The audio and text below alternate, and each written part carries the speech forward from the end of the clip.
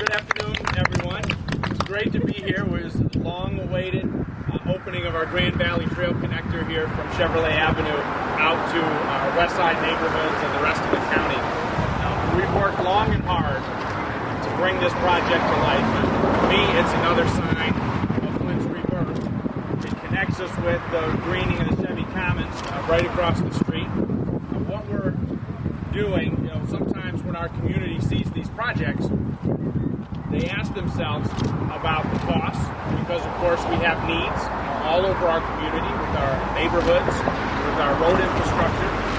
But we have worked diligently throughout the city to take advantage of every available grant program and partnership opportunity to bring new enhancements like this to our community. When you look across the street at Chevy Commons, we've brought 6 different funding sources together, from EPA and General Motors and the U.S. Forest Service and other funds to bring that site to life. This is another project that was supported by the Michigan Department of Transportation and other sources so that we can bring new and exciting improvements to all parts of our community. This has been a great asset even before it's been officially open. Yep. I know we've driven by and we've seen people walking and biking on the trail. That's the kind of connectedness that we envisioned in our master plan. We want our neighborhoods connected to our anchors like Kettering University. We want to give people access again to the Flint River and have active, vibrant green space and truly have transportation options. Some people want to continue to use a car, but others may want to bike to work or walk to work and take advantage of our non-motorized trail system for that purpose, as well as recreation. So I'm really proud to have been part of the team that's helped lead this effort forward.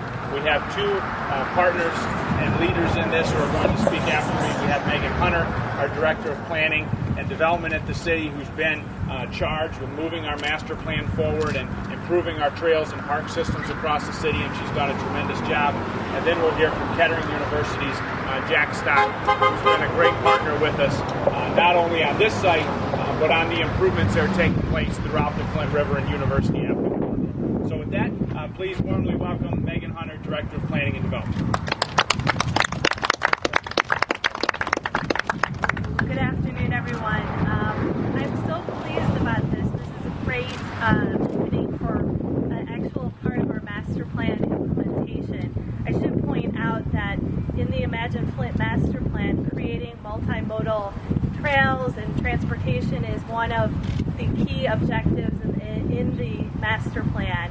And we were able to, with a lot of patience from the Genesee County Metropolitan Planning Commission and the Michigan Department of Transportation, we were able to see this project and bring it back to life. It was on its last legs of losing grant funds, but because of the refocus of the community and the residents on creating these transportation linkages, we were able to resurrect this project and actually see it to completion in a very short period of time. So I do want to acknowledge Linda Burchell and Jason Norberg, who are here, Jason with the county and Linda with MDOT. Without those patient partners, it wouldn't be possible. And then I also want to acknowledge both our Director of Public Works, Howard Croft, and Director of Transportation, Kay Mohammed, who are also very great partners in helping work with our department to make this a reality. Without their help, again, this wouldn't have happened.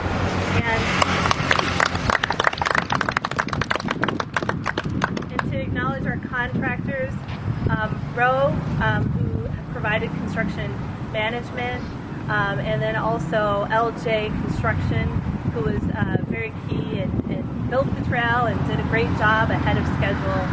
We're very pleased with the outcome of it. And then I think this is a real victory for the residents of the city of Flint, who really are trying to turn the page and be very progressive and thinking about this, even in light of all of the competing challenges with financing. It's really important for the residents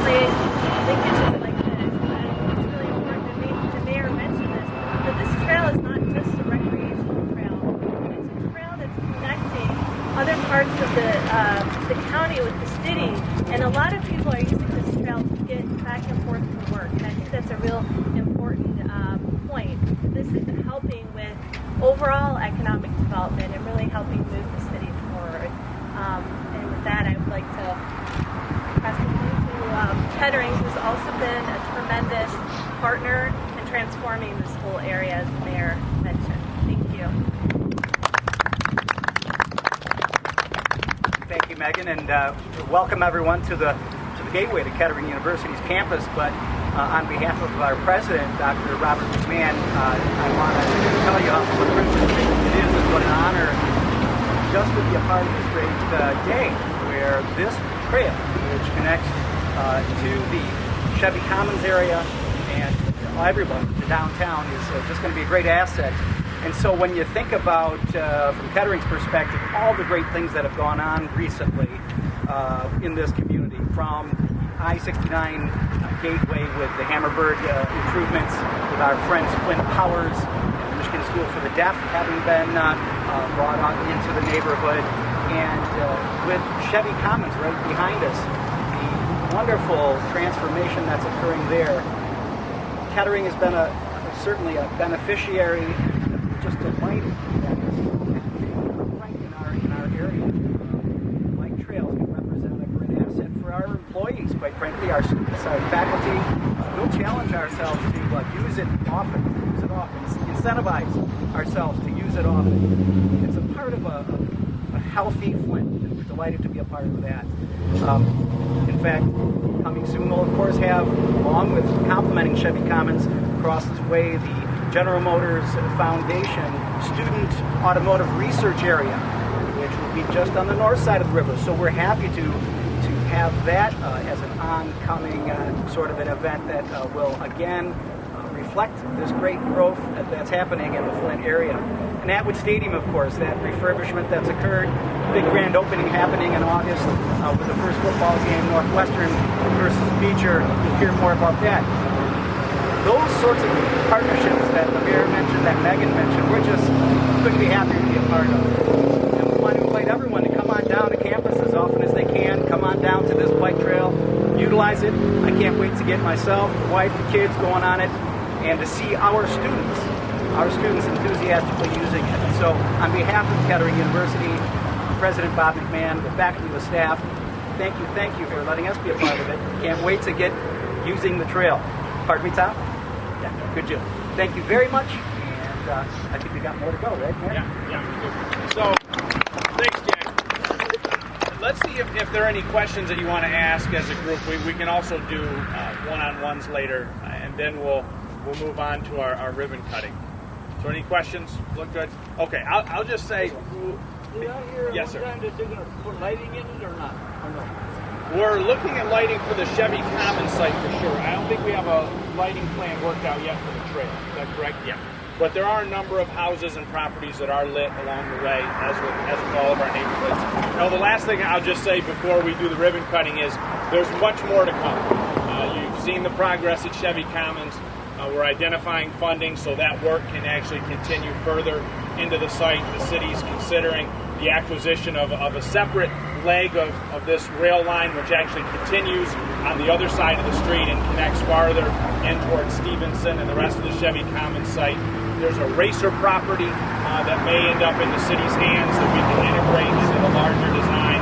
We're continuing to pursue funding from the U.S. Forest Service and the Great Lakes Restoration Initiative, and looking for other partners.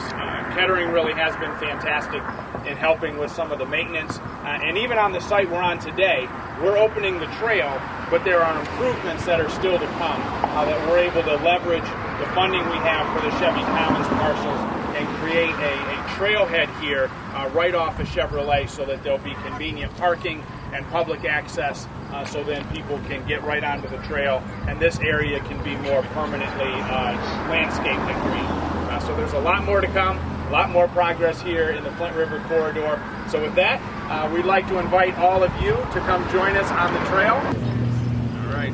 Jill. All right. Okay. Come right on up here. Part of this? It's all squeezing. Kate, come right up here with me. You need to Jill, you All right. need to be here. Yep. Come on. Yep. Come on. 1, 2, 1. All right, trail's officially open. Thanks, Jack.